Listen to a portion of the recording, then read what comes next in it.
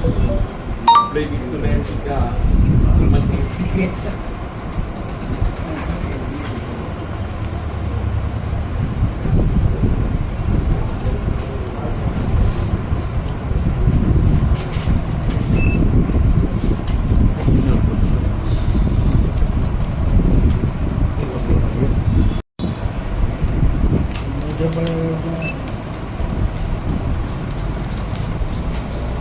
జనం రోడ్ల మీద తగ్గిపోయింది లేదా జనం రోడ్ల మీద రావడం తగ్గిపోయింది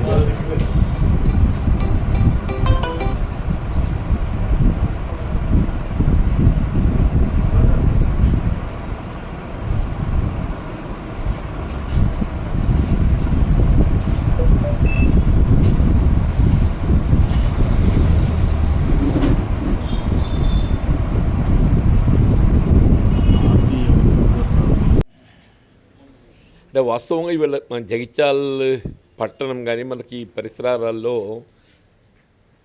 ఈ క్వారీస్ లేకపోవడంతో ఇసుక అనేది ఒక సమస్యగా మారిపోయింది.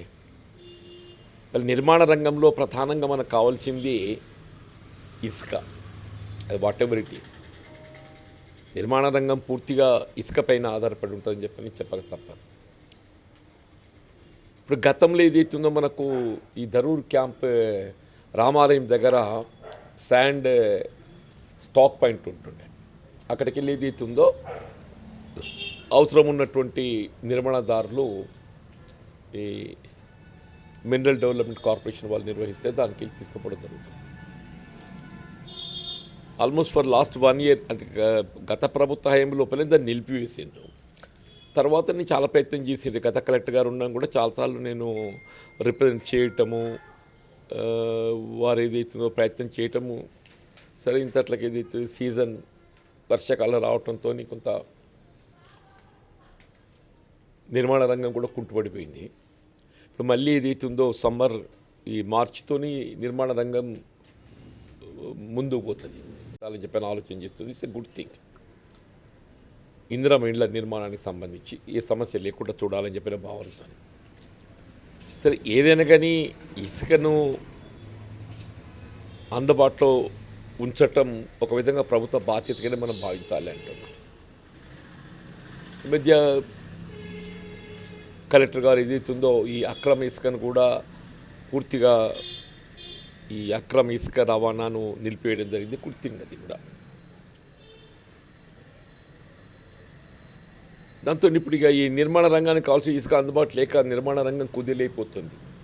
అదే నేను కలెక్టర్ గారితో కూడా మాట్లాడినాను ఈరోజు. వారు ధర్మపురిలో ఉన్నారు. ఇవాళ లక్ష్మణోత్సవ స్వామి కళ్యాణాన్ని దృష్టిలో ఉంచుకొని పట్టోత్సవం సమర్పించడానికి వారు ధర్మపురి పోయినారు. వారికి మాట్లాడి లేఖ కూడా రాయడం జరిగింది. రామాలయం సమీపాన్ని ఏదైతుందో అది ఇప్పుడు ఆ స్థలం ఇతరత్ర అక్కడ స్థానికులు వినియోగిస్తున్న పరిస్థితుల్లో వేరే స్థలాన్ని గుర్తించడానికి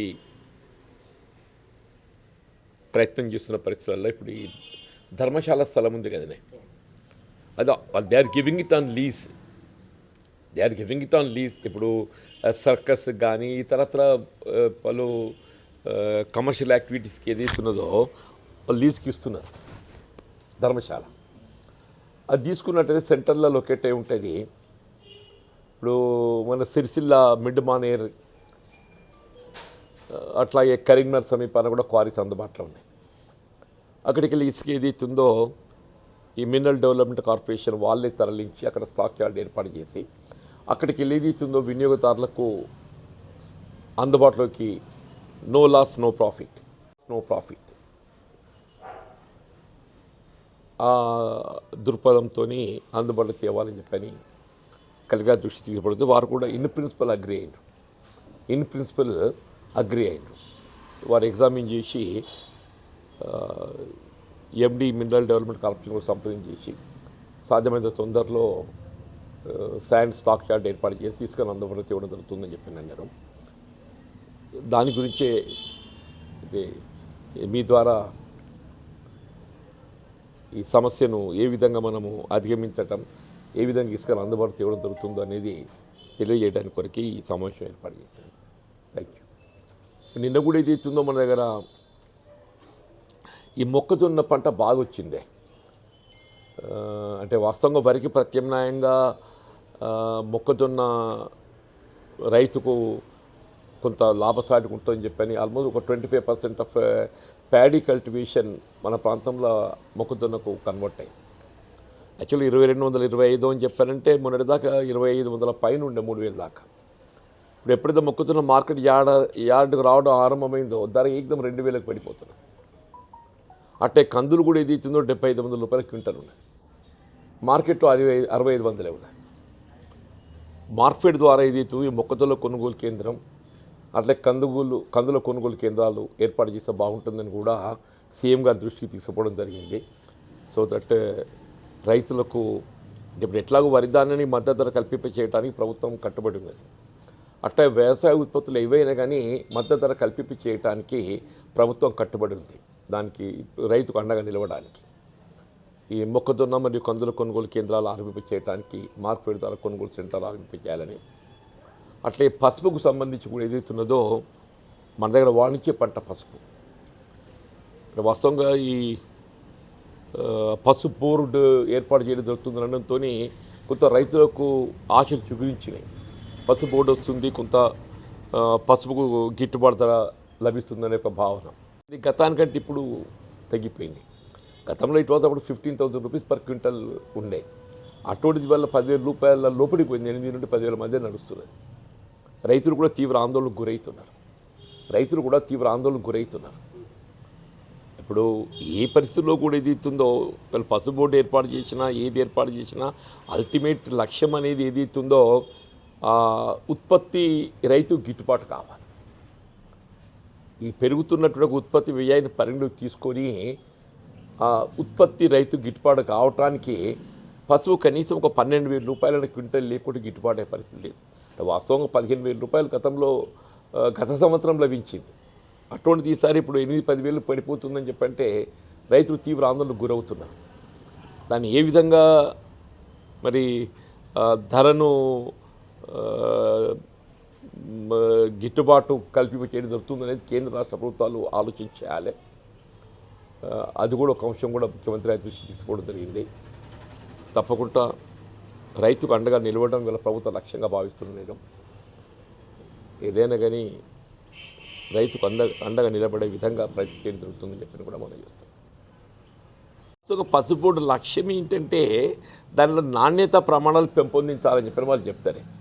ఇలా నాణ్యత ప్రమాణాలు పెంపొందించటము ఒక అంశం, రెండోది గిట్టుబాటు ధర. ఇప్పుడు అదేమైపోయింది, ఈ మార్కెట్ ఇంటర్వెన్షన్ అనేది ప్రధానమని చెప్పి అంటున్నాం. మార్కెట్ ఇంటర్వెన్షన్ ప్రభుత్వం అదుపు చేయకుంటే ఈ దళారులు ఏదైతుందో దాన్ని వాళ్ళ లాభాన్ని దృష్టిలో పెట్టుకుని ప్రయత్నం చేస్తాం. అందుకే రైతు వాళ్ళు ఇంత ఆందోళనకు గురవుతున్నారు. ఏదైనా ప్రభుత్వాలు ఏదైతుందో వ్యవసాయ ఉత్పత్తులు ఏవైనా కానీ గిట్టుబాటు ధర కల్పింప చేసే విధంగా ప్రయత్నం చేయడం ప్రభుత్వం బాధ్యతగా భావించాలి.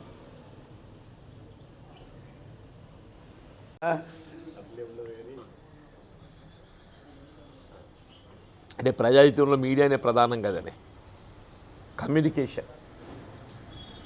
కమ్యూనికేషన్నే మీడియా ప్రధానం కాబట్టి దానికి ఏమి ఇప్పుడు సహజమే, మనం ఆశించినవన్నీ లభించాయి కదా. అందరికీ ఆశించినవన్నీ లభించడం సాధ్యమయ్యేది కాదు కదని.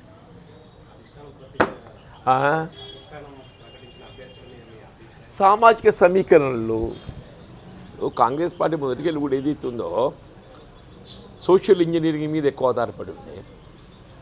సామాజిక సమీకరణకు ఇప్పుడు ప్రకటించబడ్డ అభ్యర్థులు మనం గమనిస్తే సామాజిక సమీకరణలతోని ఒక దళితుడు, ఒక ట్రైబల్ గిరిజనుడు, ఒక మహిళ, ఉద్యమ నాయకురాలు, ఎంపికైన అభ్యర్థుల గురించి కామెంట్ చేయడానికి ఏం లేదు. మనం ఎవరికి వాళ్ళం ఆశించడం సహజం. అది మనకు అవకాశం లభించినంత మాత్రాన ఎంపికైన అభ్యర్థుల గురించి అడ్వర్స్ కామెంట్ చేయడానికి, నెగటివ్ కామెంట్ చేయడానికి వాళ్ళు డెఫినెట్లీ వాళ్ళ పార్టీ సర్వీసెస్ కానీ సామాజిక కోణంలో గుర్తింపు చేసి ఎంపిక సామాజిక కోణంలో గుర్తించారు అని నేను భావిస్తున్నాను. లేదు బాబు, దీనిలో హామీలు ఉంటే రాజకీయంగా ఏదైనా అవకాశం ఏముంది. ఇప్పుడు మనం ఉన్న స్థాయి లోపల ప్రజలకు అందుబాటులో ఉండి సేవ చేయాలి. మీలో ఒకడిగా మీ స్థాయిలో మీరు ఎట్లా సేవ చేస్తున్నారో ఇదే 29th